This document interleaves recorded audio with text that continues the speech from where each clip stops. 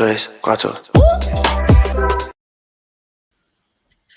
Hello, everybody, and welcome to the fourth year of Pagan Day of Prayer. Had to catch myself there for a minute. This event was started back in 2020, and it just started as an event where everyone got together in our event and posted pictures, blessings, rituals, um, any kind of magic that they did, an altar setup.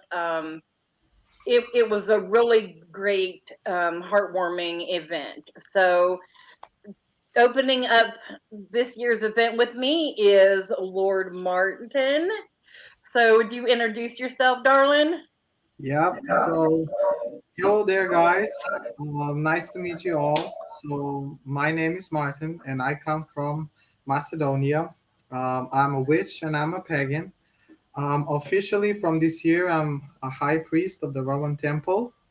I have been doing witchcraft since I was 12 years old. I am the fourth generation witch in our family. So it's sort of like a heritage of witches. And yeah, I'm so excited to be here and share my knowledge with you all about the Balkans and our practices and things like that. Okay, so really excited. What do you have in store for us? So I chose to talk about the Balkan and folk magic practices. So, like healing rituals and what we do, and to sort out, um, to show people that magic, magic is magic at the end of the day, but the differences, the variations of how we do magic is really cool, and it's really good to learn. So that's why I chose this topic to share my culture and our practices of our ancestors with you all. I'm excited.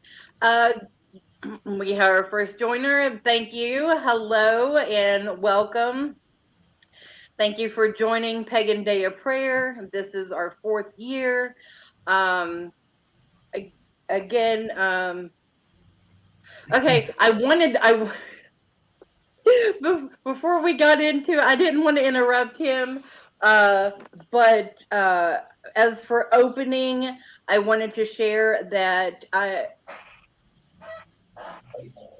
the spirits told me to use a green candle today. We have asked for prayer requests, and we are still accepting them. If you have a prayer request, send it to rowantempleoflight@gmail.com, and we will get to that at the 3 p.m. time slot. That is 6 hours from now. And I will not be reading them online. That's private. But I will have them all written down and will be blessed in a burning ritual at 3 p.m. So, the time of year it is, coming from Imbolc to Ostara and fire festivals, we do candle rituals. Of course. So, the green candle for luck, prosperity, um, yeah, all good things, abundance Abundance. coming in. What was you gonna say? Abundance. We said Yes, it at the same time. we are so in tune, hon. I know. Um, so the candle I actually blessed with the Rowan Temple of Light oil this morning, which is what we use is the Sun's Eye oil. It is the Brigid. I don't know if you can see that clearly or not, but this is what we use because it actually holds a rowan berry. That's So so. Yeah. I love that. So the candle has been dressed and ready in the sacred bic. And this is for everyone, and this will burn all day. So Let me grab my other candle as well. Okay. I am totally playing with fire here, people. You see me today. It's all in fun. This is very serious. Prayer is very serious. Dedication and energy that you put into something is powerful. So I am trying to imbue good positive energy by laughing and having a good time with it. So I want the world to be a happier place.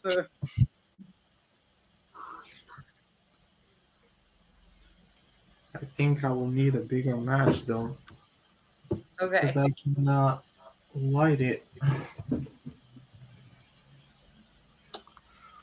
Hmm. Well, I think I'm gonna grab this one. This is my Ostara candle that I got. Oh, that's beautiful. Yeah, Oh, I love that. it's like an abundance and prosperity and good health and growing for everyone. Um, I got a comment. He's green for prosperity for the earth also. Lovely color for candle for today's events. Well, if you consider in past years what we've had to face and what we've had to overcome as a world, as as everybody. I'm an animist, so yes, animals, plants, everything has energy, and I feel like we are all connected.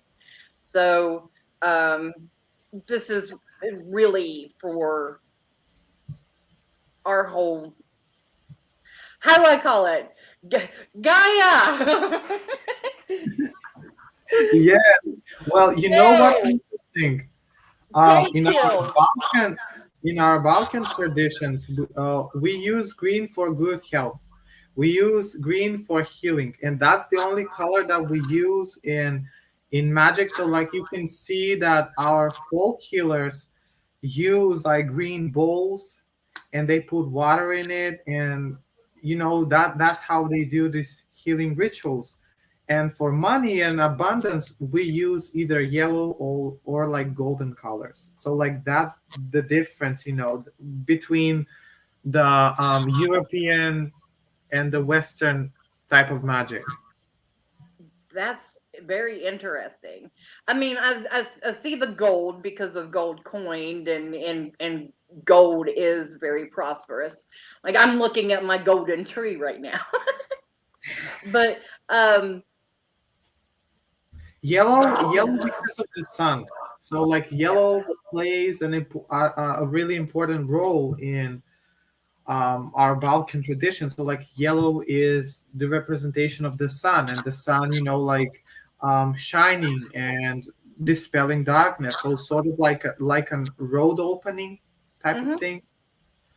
Yeah. But we never use like green for money or things like that. We specifically use it for healing and banishing illness and good health and restoring what's yours. And like like either like green candles or like green bowls, because our ancestors didn't have green candles, so they Hmm. had to use green bowls, and that's how they work with water and green bowls. What were the bowls made out of? Usually they're made out of clay, Okay. like clay, and they would get like plants, and they would sort of like they will put it in a mortar and pestle and like smash them, and you get these green juices, and they will mix it up with the clay, and this gives sort of like a The green hue. color. Yeah, Okay. and then we'll put it like in the hearth to heat it and to mold it, and like it doesn't come off. That is awesome. That is very interesting. Thank you very much for sharing that. Yeah, you're welcome. All right, since we got the candle going, I'm going to keep the energy flowing here. So let's just get into it. Let's All right, go so for it. before I start, I really want to introduce everyone with a traditional folk incantation. this incantation is usually said before doing any kind of work. It is sort of like a protection incantation, but it's also a healing incantation.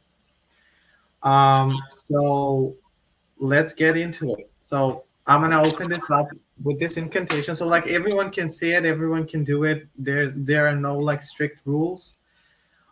Even though if you come to these folk healers and you ask them like, is this a spell or is this like an incantation? They'll be like, it's an incantation. It's not a spell. No, they feel offended if you call them witches. So they prefer the term like folk healers or like healers. They do not call themselves witches. And even though the things that they do are purely witchcraft. Okay. So Um, usually, yeah. can I ask us for me to follow along so that viewers can see? Are you doing like a repeat after me, or how are you doing this? Like I will go slowly, so like everyone can follow me up. But if they Okay. want to, they can. You can repeat it as well after me. Okay. Okay. Yeah. Okay. So here we go. Through fire I will go, and I will not get burned. Through water I will go, Through and what? I will not get drowned. I will not get drowned. Through swords and knives I will go, Swords and knives I will go, and I will not get harmed. and I will not get them. Through illness and demons I will pass, Through illness and demons I will pass, and I will not get hurt. and I will not get hurt. The gods are above me, The gods are above me. the gods are below me, The gods are below me. the gods are beside me, The gods are beside me. the gods are all over me, The gods are all over me. the gods are within me. The gods are within me. So mote it be. So mote it be. So that's usually the folk prayer that they use before starting. Some will say like Jesus in front of me, Mother Mary behind me, but that's more with the religion mixed up. Okay. So folk traditions, the Balkan traditions. So when we talk about folk magic, specifically on the Balkans, I want to say that our folk magic is purely based on animism. So if you practice folk magic, you're purely based on animism. So like you believe that everything has a spirit, the rocks, the trees, everything, crystals, plants, animals, everything has a spirit. And you don't have to be religious to practice folk magic because it's a practice, it's the craft, it's not a religion. But the interesting thing was in Russia, I don't remember the year when the Christianization of Russia was starting to sort of like spread. Um, they were forced to change paganism into Christianity. So like they were forced to become to become Christians, and folk magic became when they sort of like adapted.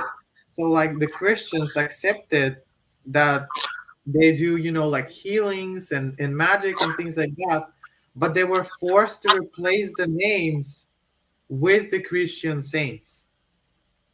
Okay.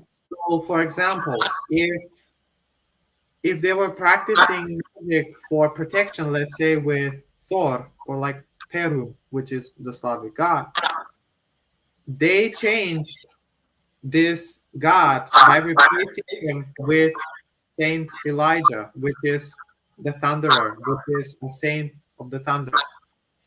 So like folk magic, that's how folk magic became. So it was purely pagan, but when the Christians came here and sort of like spread the Christianity all over the Balkan, they took over everything. They took over the practices, they took over the spells and incantations, they renamed it, and the people who were pagans who didn't want to give up on their religion and on their beliefs.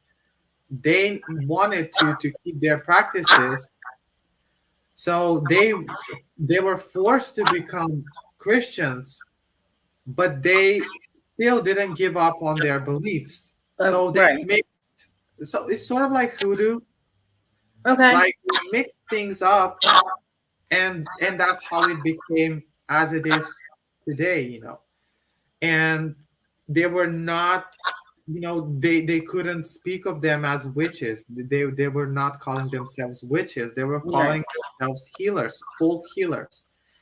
And that's how magic became.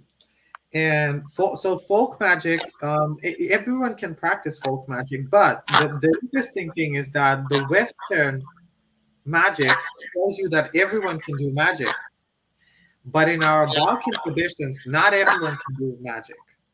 Okay. Who can do magic? That's the interesting part. So magic can do, so either magic is passed down to you by someone, and you must be really young. Like for girls, if someone passes down to you spells and incantations, it must be before you get your menstrual cycle, before you're still a virgin. So once you get menstrual cycle, you cannot become a witch. Oh, They, wow. they believe that God gives you this opportunity to become a witch, but once you get your menstrual cycle, you are going into womanhood, in which you have obligations and other things like school and study, and you need to have a husband and then a family. So your focus is put aside from magic. Like you need to focus on your husband, your kids, or if you're a man, you need to focus on your wife, and things like that. But if you still want to become a witch, you can, for girls again, you can become a witch after. So, like when you get into menopause, when you lose your menstrual cycle, that's when you become a witch again. If you, so that's another chance, the second chance that you have. Okay. So that's for women. For men, you become a witch again before you have a sexual contact with someone. So like when you're still a virgin, that's Okay. when you become a witch. And then like later on after your 50s, again you can become a witch as well. Or if you become a widower, so like if your wife dies, then you can become a witch as well. So like Wow. not everyone can do magic. Okay. And there are also like tests that you need to pass. So like for example, let's say I come over to you and ask you, like teach me magic. You're a folk healer. Teach me magic. You teach me your magic. So like you tell me incantations, you tell me special words, you tell me like practices and things like that. So now you need to check up on me if I am truly meant to be a witch. So like there are a few tests that you need to do in order to find out if you're given the gift by the gods, or like God, whoever it is that you believe, if you have the gift to help people. So the first test is around spring, so like around this time, you dig up a small nettle, the nettle plant. Everyone knows it. It grows everywhere. So you take the nettle plant and you replant it somewhere. Like you dig it up, from the place where it grows, and you plant it somewhere, like far from that place. You plant it here, you put your left hand over the plant and you say, Gods, if I have the ability and the gift to help people, if I'm a man to be a witch, then may this plant die. But if this plant starts to sprout, starts to grow, then with this you will tell me that I don't have the ability to stop evil. So, like the nettle plant is seen as a plant associated with the devil. So there's an alternative. So if you don't have a nettle, you can use blackthorn. Okay. Yeah, or like blackberry. You can also use blackberry. Those two plants are seen as the devil's plants. So the idea here is that if you have the magic to stop the plant growing, so like you can manipulate nature. So like you can change nature, you can change the way that nature works. So like if you can make it die, then you have the ability to stop things. For example, you have the ability to help people heal. You have the ability to stop someone on their ways. So like folk magic is it's not about like all fluffy and unicorns and rainbows and whatnot. Like it's not Wiccan. It's down No, and dirty. It's down and no. dirty. It's really, really dark, I would say. And the most practices in folk magic, they call for animal parts. For example, we use a bear's claws and we use them for protection. So like if someone is oftentimes scared, so like they're afraid of everything, they have this stress within them, like they they sort of like close themselves up because they fear a lot of things. They need to carry a bear's claw, or they need to have wolf's hair. Like you take some of the hair from the wolf, a dead wolf preferably, of course, but you cannot take it from a live wolf because it's gonna eat you up. Yes. So you take it, you put it in a charcoal disc, you let the smoke come up, and then you pass your head over the smoke. So that is to dispel fear. Fear from, I don't know, from spirits, fear from people, fear from animals, fear from whatever it is. So folk magic is really like a really dark practice, and it's not even for healing spells. So that's the test for the witch. Now, um, you can be any religion and still practice folk magic. So like we have Muslim that practice folk magic. We have Christians. We have, I don't know, pagans. We have Buddhists. Like you have everyone practicing folk magic. But again, so magic is either passed down to you by someone or you get it in a dream. So, for example, a supernatural force, either a saint or a spirit or the fairies.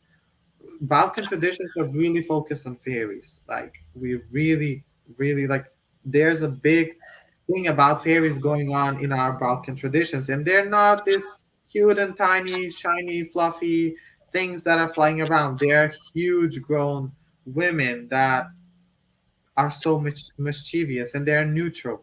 They can be bad and they can be good. Um, so it doesn't matter how you get, to magic, but again, not everyone can practice it. That's the first thing that I want to clear up. So I really want to focus on the healing part, like the folk practices that we have. And I chose this plant because this plant is huge on healing. There is no other plant that's before this one. And every healer, like not even healers, you may hear me mentioning healers, healers, healers. I want to say this because if you say to a folk practitioner, a witch, if you call them a witch, you will offend them. They do not want to call themselves witches. They do not even recognize themselves as witches. Okay. They prefer the name folk healers or like folk practitioners or like just healers. And even though they do black magic and white magic, they do not want to be called witches because it's interesting. If you're called a healer, and even though people know that you do spells, it's completely fine. Like even Christians, it's completely fine. If you are a practitioner and you call yourself a witch, it's like you do the worst things in life and you will burn in freaking hell, Oh my gosh. even though you do the same things. So, like, I don't, it's people. It's the mentality. Right, It got a bad rap a long time ago, and it's never gonna go right, away, right. no matter how hard we try to repress I it. know. So this plant is geranium. The Latin name is Geranium macrorhizum, or is also called perennial geranium. This plant in our Balkans, like every Balkan country, like Croatia, Serbia, Bulgaria, Macedonia, every Balkan country calls it the same. And in translation, so we call it zdravets, and in translation is good health. So this plant is called either health or good health, or it has a lots of names. So people believe that having this plant in your house, and everyone has it, like it's the must-have plant in your house. If you don't have it, it is believed that your house will be stricken by illnesses and sicknesses and diseases and bad luck. So it is believed that having this plant in your house not only protects the house, but it also brings in healing. So, um, It looks like a which, person. yeah, It it looks does. it looks like a human.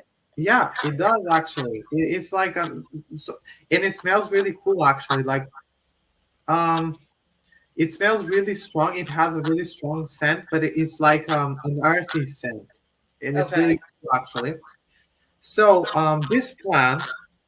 So for everyone who, for example, you have bad luck in your family, or you get sick often, or you have people becoming sick, and medically everything is okay, but the person is still feeling sick, and you cannot do anything about it. So you go to a folk healer.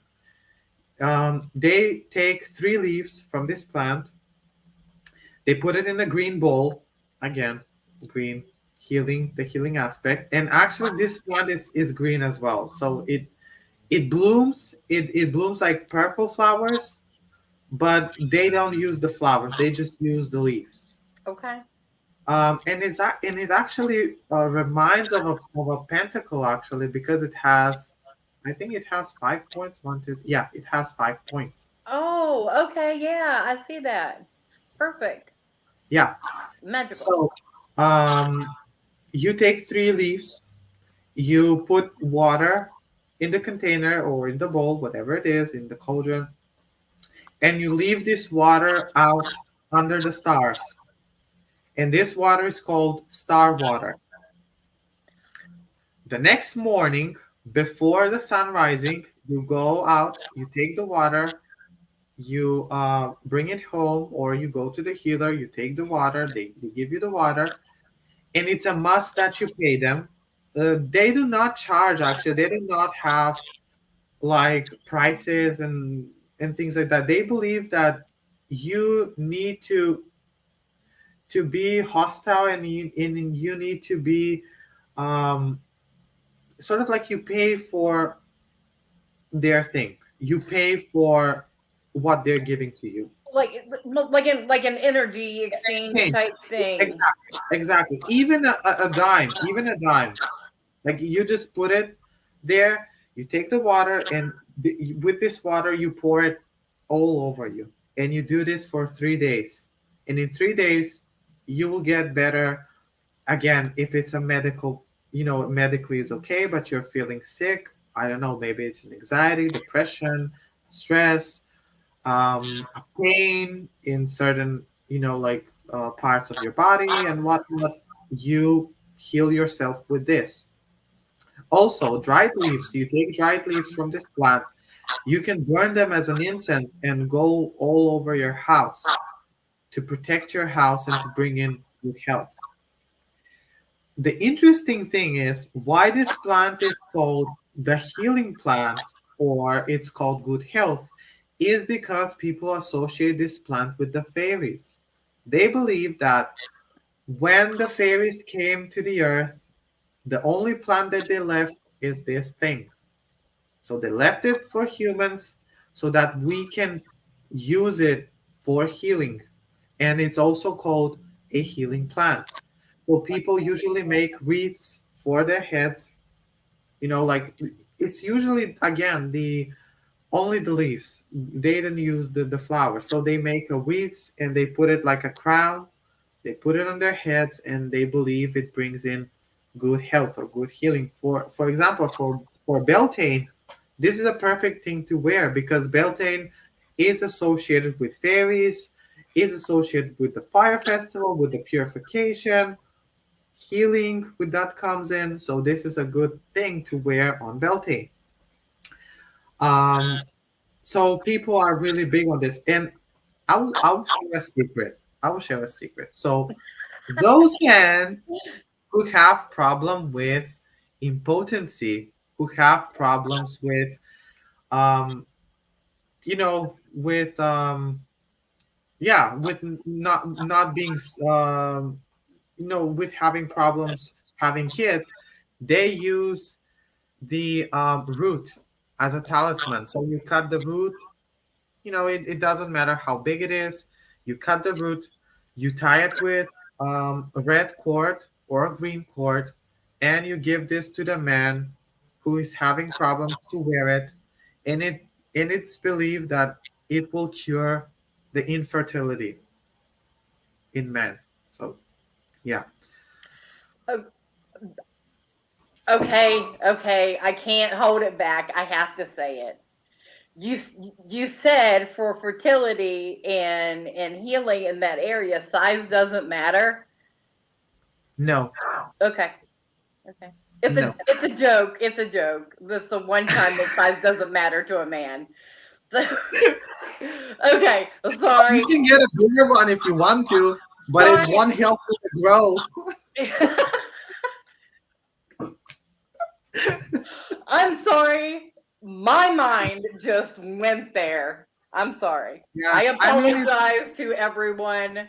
This is a learning experience, but I hope that you had a laugh. So, okay. All right. So yeah, so that's the folk secret that everyone keeps, and I just wanted to share it with everyone here. Thank you. And now, um, I want to go to another thing which is practiced, and this is a darker aspect.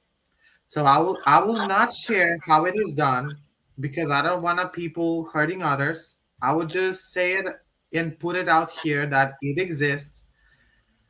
Have I done it? Yes, I have.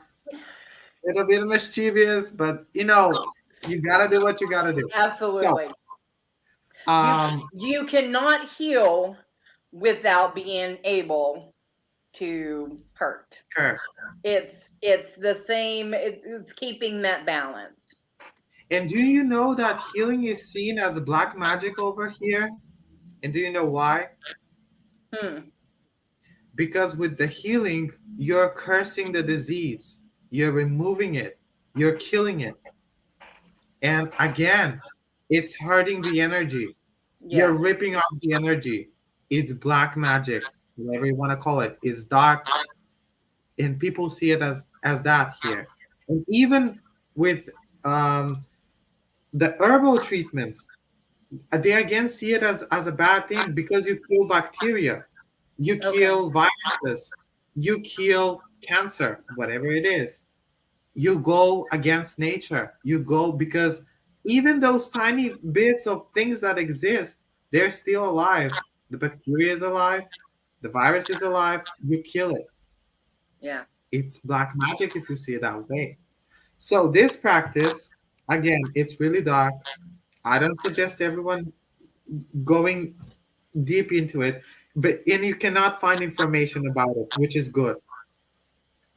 So this thing is called the transferring of the disease. So people here on the Balkans, they can transfer their, for example, I'm feeling very sick, or I'm having bad luck, or I'm having problems with my marriage, or I'm having problems with love life, or I don't have money. I can make a spell and transfer it to someone and then take their luck and their good health to me. So like it's like an exchange. So here's my, like my trash, and give me your good health. And people do Okay. it. Okay. Okay. I get where that would be like a dark thing, but can we talk about this for a second?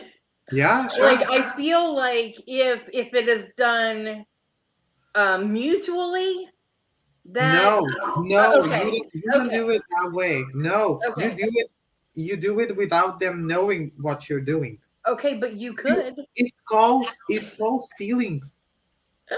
Okay, but if Have you heard the term like stealing the milk? yes, yeah. Well, I'm Ex- thinking if you had two willing participants and they were willing to do it, that the transfer of energy and the person that is in good health could transmute that.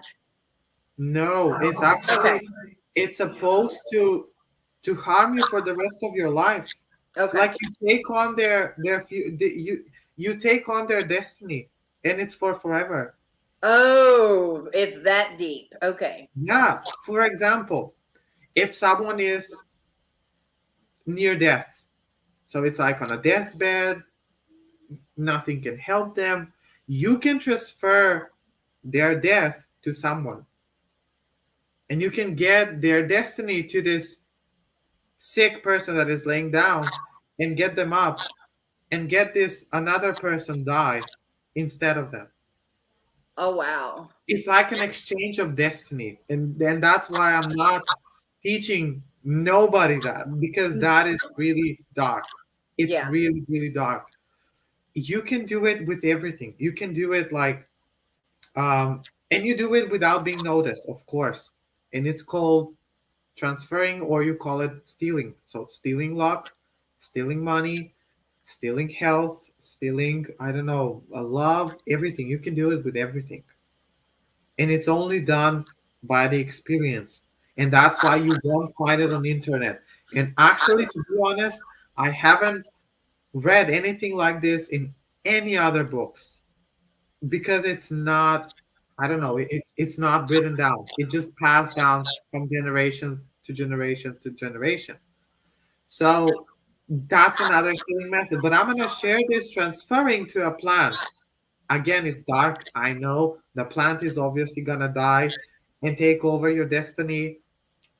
But it's still a plant. It's not a person. I mean, you're still harming it, but you can do it. So this transferring, so for example, you're feeling, again, you're having depression, you're having anxiety, you're having pain in your body, you're having bad luck, you're having problems with your love life. So you take a yellow cord and you tie it on your wrist. It's either on the left hand or the right hand, doesn't matter, but some agree that it should be on the left hand, because the left, here we associated with the devil, with the negative things. So like it is absorbed, all the bad is absorbed in this cord. Okay. You get another red cord, which is tied to a rose hip plant. You tie it there and you leave it there. So 9 days, specifically 9 days, you wear this cord on your hand, on your left hand. The ninth day, before the sunset, you go to the place and you exchange it. So, like, you take this yellow cord down from your hand, you tie it to the rose hip plant, you take this cord from the rose hip plant and you tie it on your right wrist now. You're taking. Okay. And you say, I do not transfer these cords from me to this plant. I transfer my, and you say, my illness, my bad luck, my problems to the rose hip plant. As this rose hip was strong and powerful and bright and proud and growing, may my, for example, health grow. May I be proud. May I be beautiful. May I regain my strength, and may good health follow me. You say this incantation 3 times, either 3 or 9 times.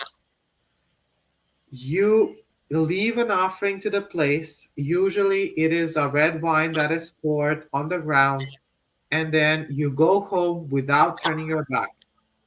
With this, you made an exchange, and usually, in about a month or so, the plant will die. You will feel better, and the plant will die. You leave the cord on your right wrist until it falls off by itself. You do not take it off. You wear it as a talisman. You do not take it. The moment that it drops down, you leave it there. And you say, so mote it be. The healing has been done. The energies have been transferred. That's the transferring that you do with plants. Also, there is another technique that you can do with something that's personal of the person. For example, you're feeling sick, let's say, and Okay. you sleep in this shirt, let's say. So you sleep tonight with this shirt. The next day, you get this shirt which you were sleeping in, and you take it to the folk healer. The folk healer, the witch, takes it. Sorry if anyone is watching that is considering themselves as a folk healer. I mean, I consider myself a folk healer, but I'm a witch. End of the story. You take this shirt, and then the folk healer ties it to a tree. And then you say, as the moon passes down and rises again, may the illness or the problems and whatever it is pass down from this person to this tree. And as the moon regains his strength again, so may this person regain his strength as well. So mote it be. Again, 9 times. You leave the shirt there, you put on a new one, you go home without turning your back. End of the story. If someone touches it, so for example, you see this thing that's, like tied on the tree, and you try to untie it, the magic goes onto you. So the tree is set free from the spell, but the spell attaches to you, and you're the one that's cursed. Yeah. So So that if you see something random somewhere, leave it alone. exactly, because you don't know what can be, like what intentions are within that. Yes. That's another thing. Then we have the water. So I think that this is really important to mention. So water is really big part in the Balkan traditions. Water, water, water. We use water for everything, from cursing to healing to communication with the other realms, everything. But not water as water. We use either it's water from 3 springs, water from 7 springs, or water from 9 springs. So water from three springs, you use it for minor curses or like hexes to take them off.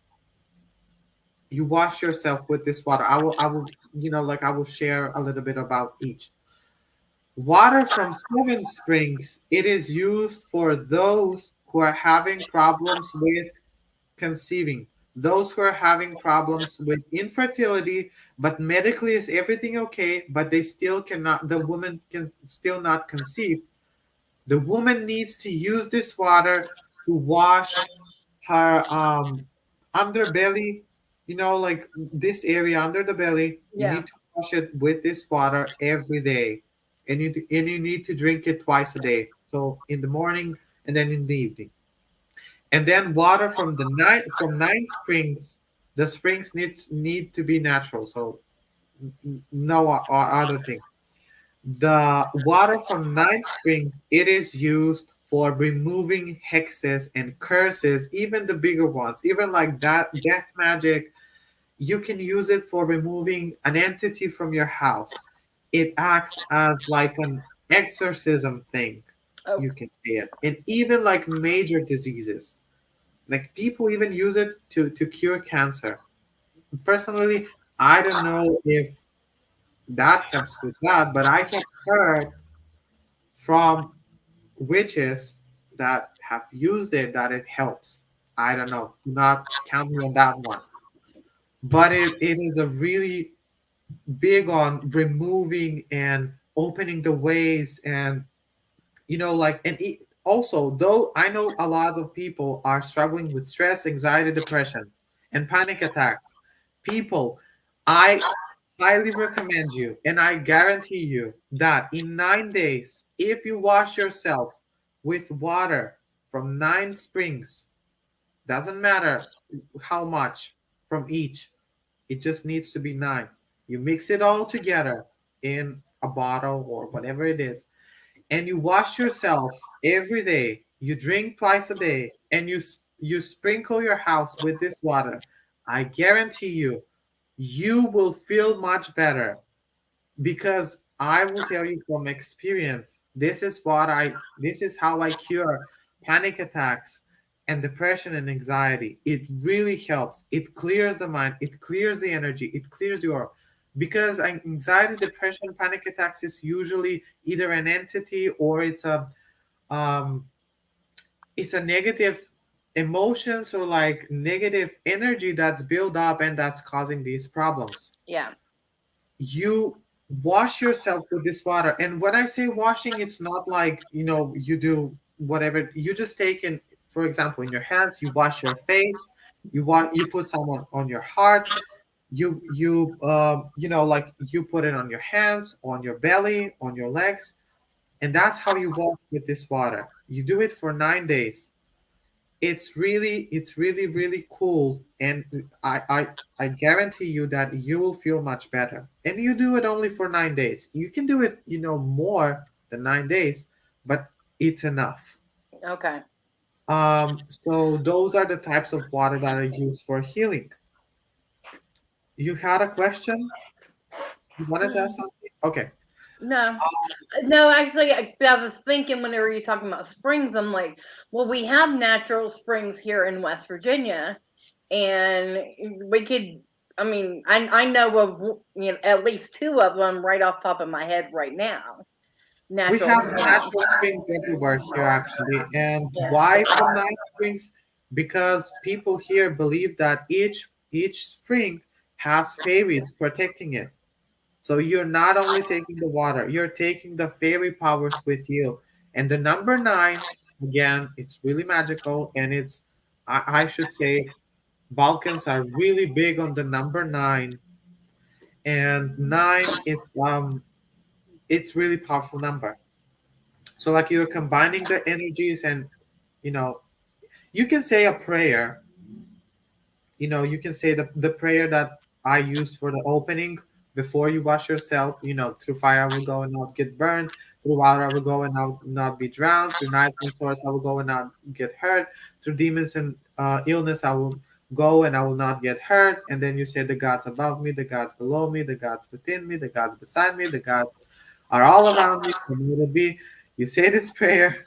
You wash yourself with the water. You sprinkle your whole house with it. You drink it 2 times a day. Doesn't matter how much. It can be like 1 cup or whatever it is. You will feel much better. Um, basil. Basil is a really, um, I would say, the second healing plant after geranium. Uranium. Yeah. So basil, people are really big on basil, and they believe that basil.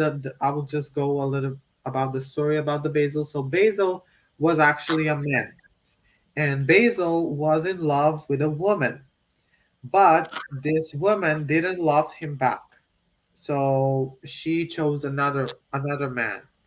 And because Basil was so young, and he was still a virgin actually, and he was like so desperate, and he was like in a depression, he wanted to kill himself. So he went out to the field, and then he sat under a tree and he started crying.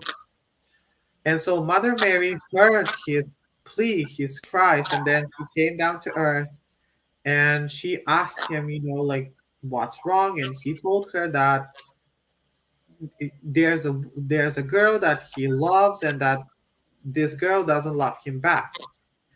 And Mother Mary, because he was so desperate, he was anxious, um, he really wanted her, and Mother Mary said to him, "I can make the two of you love each other, but the destiny is not that you two are together. But I can help you get get her to you." And he agreed to everything. Like, he just wanted her to love him. That was all. And so Mother Mary helped him. So, like, this girl fell in love with him as well. And every time they tried to come together, the parents of this girl didn't allow this girl to come in contact with Basil, which was this young man. And so time passed. They loved themselves. Their love was growing, and it was really pure. It was pure love. And one day, the girl, because she really loved him, and out of despair, she killed herself. She committed suicide. And when Basil heard that, he was he was really desperate. And again, he went out to the field. Mother Mary came down to him, and he just wanted to take his life as well. And because he was crying and he was so desperate, Mother Mary, like, felt sorry for him. And she said, "From this day on, I will turn you into a plant that you may never suffer, but you will grow and you will help people, all those who are suffering from anxiety and depression, all those who are feeling anger. You will calm them because you are a symbol of a pure love." And then Mother Mary touched him, and from that moment on, he turned into the basil plant. And that's why basil is really big in everything. Like, even in Christianity, you can see the priests with the basil and with the cross, and they don't know, like, why they do that. And it's because of that, because people see basil as a symbol and as an actual spirit of a person who was really in love. And that's why basil is used in love magic, I mean, in our Balkan traditions, but they also use it for healing. So you take a basil sprig, you take a basil branch, let's say this is a basil branch, and you get the hair from the person that is sick. So you take the hair, you put it next to the branch, and then you tie it with red knot. You tie it, you make knots, usually it's 9 knots. You give this thing to be left under the bed, and you leave it there. And this is for healing. So, for example, um, again, healing of depression, of stress, of some kind of illness, pain, whatever it is, you give this to someone as an amulet or as a talisman. Talisman, yeah. Yeah. Also, you can put the basil branch in the water. So, like, water from the springs. Okay, so if you made like basil tea, you Okay. would that? You're an herbalist. We never really told anybody that, but Yeah. I hope they've gotten it by now. But basil tea that would help for that That as well, that's correctly. yeah, that's really good for depression, for anxiety, for stress, and for lowering blood pressure. It, Okay, it, it has a calming effect because of the oils, the essential oils that are in this plant are really calming, and they calm the nerves, they calm the heart. You can use it for arrhythmia, you can use it for heart problems, you can use it for everything. okay, Yeah, so you can see the metaphorical thing. So you use it for, like, calming, and here in spiritual world, you use it for calming a situation or like healing. okay, um Rarely we use stones.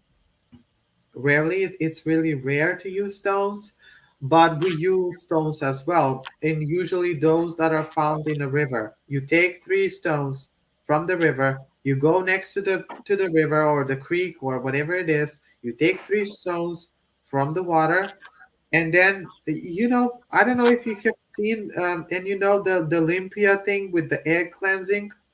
yeah, Exactly. yeah. So you do this with stones, with the 3 stones. So you Okay, take each stone and you pass it down to you. You go over your body with the three stones, and then you stand next to the river but facing backwards, so like you do not see the river with the face, so the river is behind you. Okay.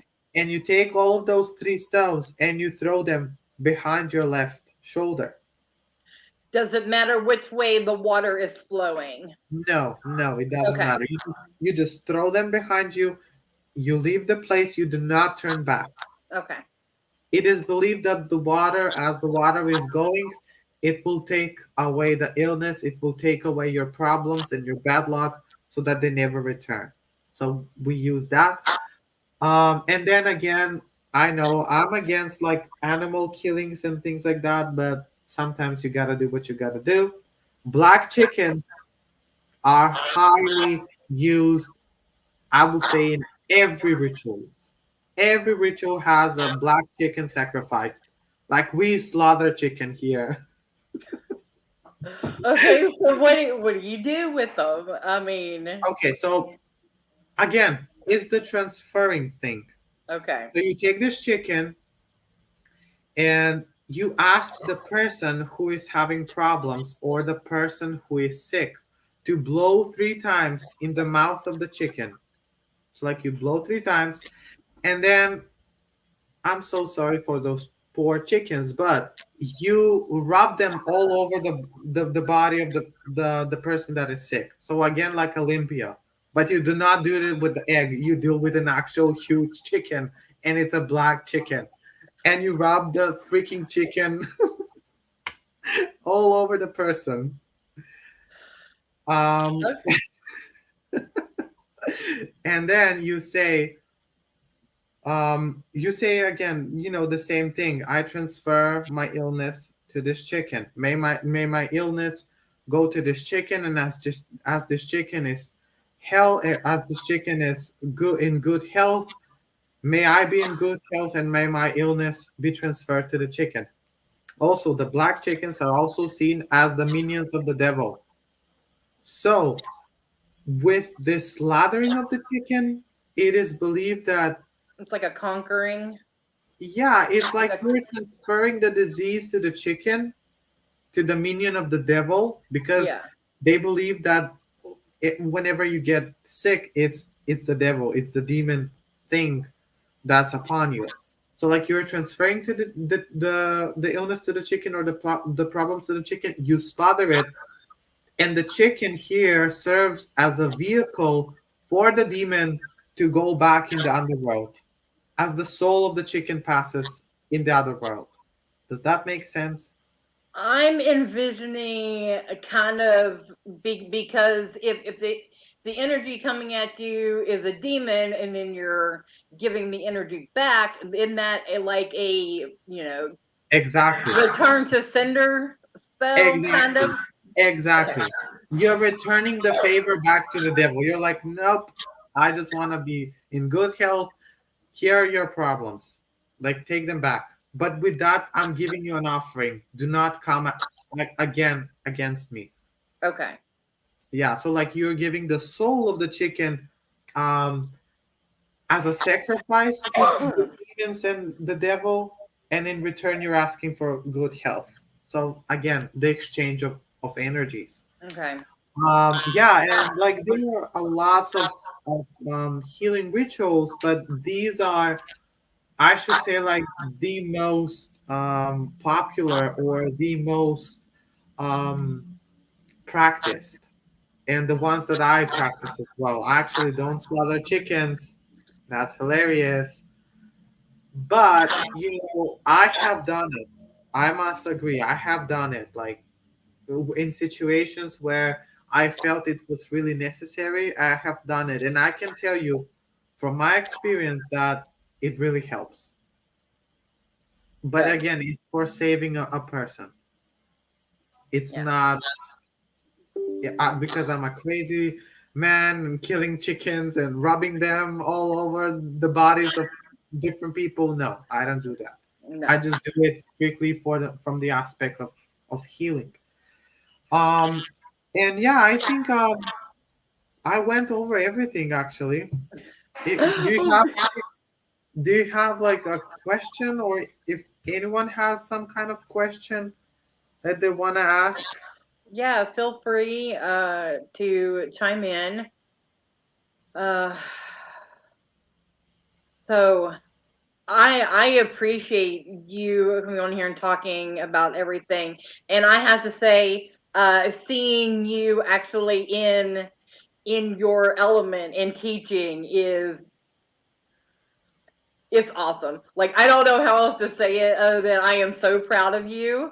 Like Uh, so a lot of you don't know the background. Martin and I have been working together for a lot of years and I've had the honor of it's watching like him grow.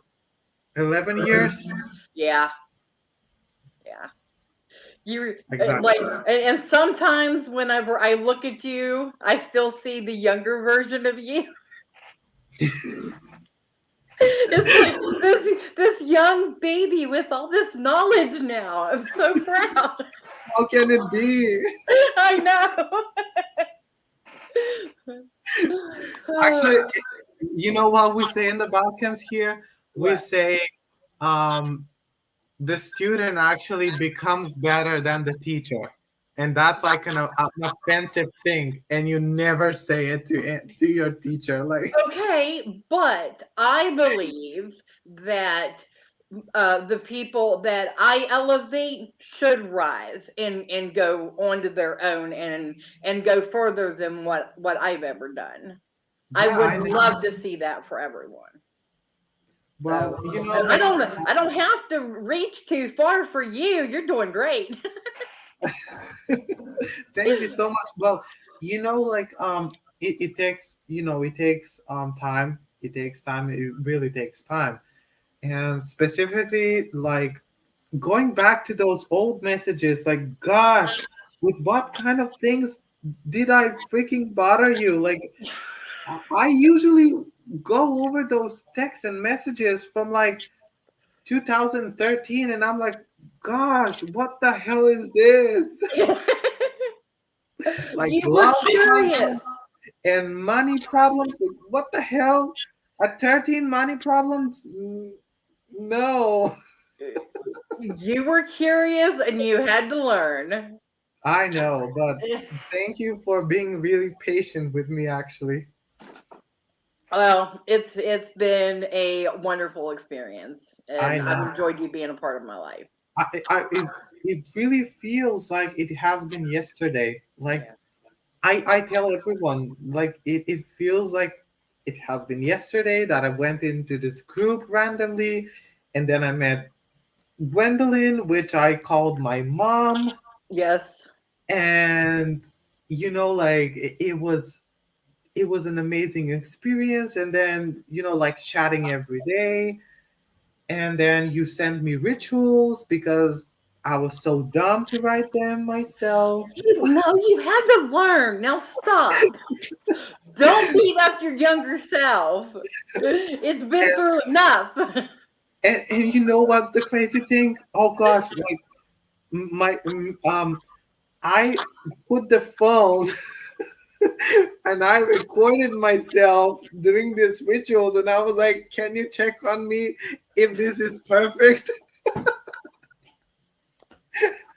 And Yes. like, going over them, it's really crazy, actually. It, But well, and we never would have met if it wasn't for the internet and being able to do things online. So, exactly, I mean, the whole experience has just been eye it was opening, meant. and to see how you are now is just great. It, So, it was meant.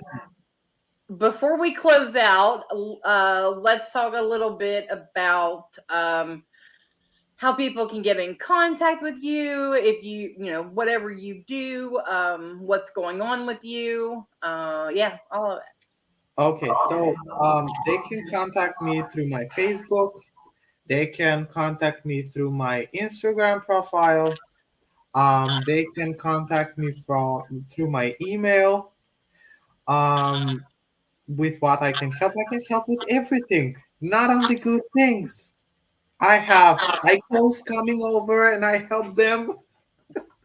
I have murderers coming over and I'm helping them. It sounds hilarious, but I'm the only one in Macedonia helping these nasty people. Hey, you know what? If they're trying to grow and heal, then No, no, oh, the oh, bad aspect of it. oh. Yeah. Um, but so like I can work with everyone and I can work with everything. Of course, it has to be, in the lines. Like everything has a border. So like I cannot kill someone. I mean, I can kill someone, but I obviously I don't do that. I don't use death magic. No, like I don't do that. I don't do transferring of diseases for someone. I don't do that as well. I do it only for myself or for my family or for my close relatives. I don't do it out for anyone. Um, I do again. First, I usually want a consultation with the person because there are always two sides. For example, especially for cursing. No, you come to me and you ask me for a curse. No, I need to see the other side. I need to see if this is justified. If it's not justified, if it's because someone is better than me, or I do it out of jealousy, or whatever it is that that it will make me feel good, I don't do that. I will Not go good enough after you, reason. actually. So do not come at me if it's not justified, because if it's not justified I usually go against the client that is asking me for this kind of service, because it's not good. It's not good. You cannot do that. You cannot harm people. So I Hmm. usually stop them on their tracks, and they won't go over it. But like I do love magic, money, healing. I'm also a medium. I talk to dead people. Sounds spooky, but yeah. Uh, I Oh do. no, you are in good company. So Yeah. I do psychic readings as well. Um, Basically, I do everything. yeah. I should say it like that. I do everything, good and bad. Everything you just put up inside this body. Whatever it is that you wanna, just come over and I will help you. You got it. Yeah, so I'm also an herbalist. I'm certified herbalist. I give advices. I can give you advices for healing. I do not charge for advices, obviously. Like with these advices, I can give you a special mix of herbs that I will tell you to go on and buy, and you can drink it. Like I have cured every disease, and I can say that every disease is curable, even cancer. Like I have cured a lots of patients with cancer, leukemia as well. I have cured AIDS as well. So yeah, I mean, I'm not calling myself all knowing and all powerful, but what's in my power and what's in my strength, I will do everything for my clients and for everyone, actually, not only for my clients. I do it for everyone. I do it out of from my heart. I want to Yeah. help people. That's all I do. So like even for advices, you know come over. I'll give you advices, whatever it is, with magic, herbs. I don't know, like love problems, because I have noticed that I'm also becoming um a doctor, because people come over with problems for love, and I'm like, okay, that's you. Like I'm a psychologist now. Well, That hey, resolves love problems. to be a witch is to wear many hats. Exactly. So, Yeah, that's right. But I don't have my hat right here. So yeah, they can contact me for everything, and specifically, um, I really love teaching the Balkan practices. Like you will see me everywhere speaking about this because I believe that every witch should be in tune with their own roots, where they belong to, their culture, their traditions. Um, I know like people are getting offended every time I say this, but I'm gonna say it. Um, I believe that Balkan magic is the most potent from all kinds of magics because it's the most ancient. So like it's even even if we go back to like ancient Egypt, um, because some Roma people not only they came from India, but they also came from Egypt. So you have this mix, and they came here to the Balkans. So like they transferred that those energies here on the Balkans.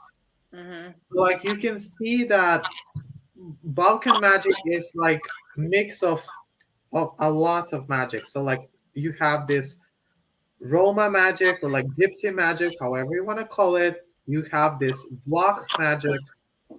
You have I don't know, like you have pagan magic. Every type of magic is sort of mixed, and I think it started from here and then spread all over the world, and that's why it's so potent. In modern witchcraft, people are so focused on like candles and crystals and like I'm okay with that. I'm okay with that, but I'm a big on practicing what my ancestors practice. Well, of course, yeah, I'm not that I don't use candles. Like I have candles yeah, everywhere on the altar, a lot of candles. But I'm saying that everyone should practice the magic that they come from because it's the most potent. And that's how your gods will come because your ancestors practice that. You have the blood of your ancestors, you have their gifts. So if you practice something else from your ancestors, I'm not saying that you cannot practice. Like I practice Western magic as well. I practice hoodoo as well. I practice voodoo as well. I practice the American native Indian type of magic. I practice everything. Like I will say I'm an eclectic. I'm not a pure folk healer, but it's really rare that I use that. yeah, Mostly I'm with my own magic and with my own gods.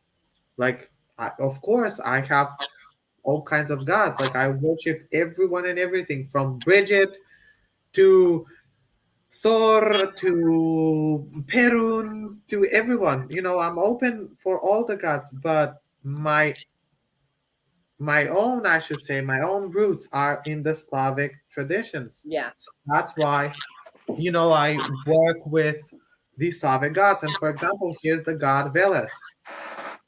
He is the figure of Loki in Norse tradition. So actually, whether you call him Loki or Veles, is the same because Slavic people took over the Nordic gods. They just changed their names and some features and replaced them with Slavic names. Veles, in translation, or Volos, it means a ball, and the horns as well. So he's the god of magic and witchcraft, and also the underworld, and also dark magic and cursing. Of course, that I'm gonna have him. absolutely. And I'm learning a little bit as I go, and he's definitely one that called out to me.